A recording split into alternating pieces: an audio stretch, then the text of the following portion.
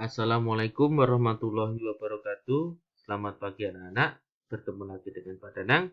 Tetapi pada kesempatan yang kedua ini, Pak Danang ingin mengajak kalian untuk belajar tentang membandingkan dua teks.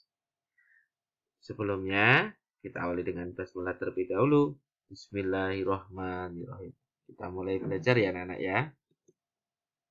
Nah, anak-anak tolong perhatikan dengan benar-benar memperhatikan. Membandingkan dua teks. Perbandingan dua teks dilakukan dengan memperhatikan persamaan dan perbedaan yang dimiliki dua teks.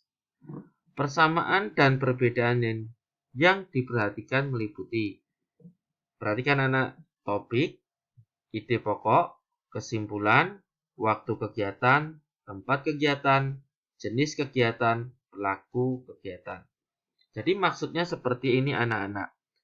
Pada materi ini, ya, indikator ini dalam UASDA ini membandingkan dua teks itu soalnya hanya dua macam.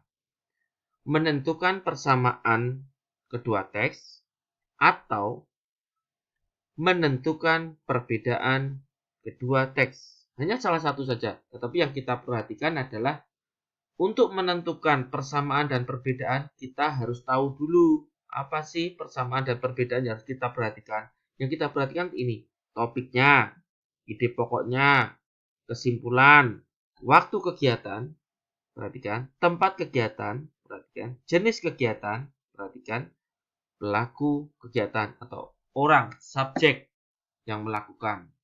Bisa orang yang melakukan, dan sebagainya. Contoh, perhatikan. Contohnya, teks pertama, nelayan bekerja menangkap ikan di laut. Mereka berlayar dengan perahu untuk menangkap ikan. Biasanya mereka menggunakan jaring untuk menangkap ikan. Setelah kembali ke daratan, nelayan menjual hasil tangkapannya. Teks yang kedua. Sungai dimanfaatkan untuk beternak ikan dengan menggunakan karamba supaya ikan tetap di tempat tersebut. Perhatikan. Ikan makan tumbuhan dan hewan yang masuk ke dalam karamba. Hasil budidaya ikan dapat dijual di pasar. Perhatikan. Perhatikan ya anak-anak ya. Jadi persamaannya adalah hasil.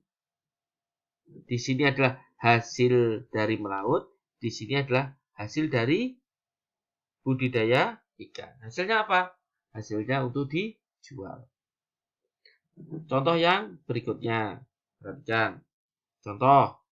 Nelayan ya bekerja menangkap ikan di laut. Mereka berlayar dengan perahu untuk menangkap ikan. Biasanya mereka menggunakan jaring untuk menangkap ikan. Setelah kembali ke daratan, nelayan menjual hasil tangkapannya. Perhatikan, teks kedua. Sungai dimanfaatkan untuk beternak ikan.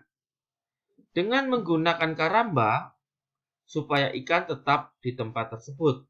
Ikan makan tumbuhan dan hewan yang masuk ke dalam karamba.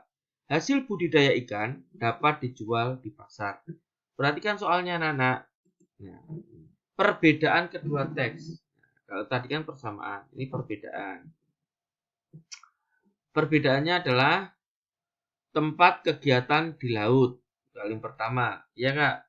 Alat yang digunakan jaring. 3. Hasil ikan laut. Hasilnya ikan laut. Ya tidak? Hal teks kedua, tempat kegiatannya di sungai, alat yang digunakan adalah karamba, hasil ikannya tawar, ikan tawar. Perhatikan anak-anak ya. Nah, jadi anak-anak, yang namanya materi tentang persamaan dan perbedaan itu kalian harus membaca dengan teliti juga.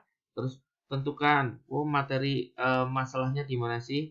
Nah, apakah di topiknya, atau kalimat utamanya, atau kesimpulannya, atau pelakunya, peristiwanya, waktunya, tempatnya. Itu bisa menjadi perbedaan. Oke anak-anak, ini ada tugas dari Pak Danang lagi. Perhatikan ya, buku SPM halaman 14-15, latihan UASBN 1.5, kerjakan di buku SPM nomor 1 dan 2. Untuk soal nomor 3 dan 4 di buku tulis Bahasa Indonesia. Cukup sekian. Semangat belajar, rajin sholat, jaga kesehatan. Assalamualaikum warahmatullahi wabarakatuh.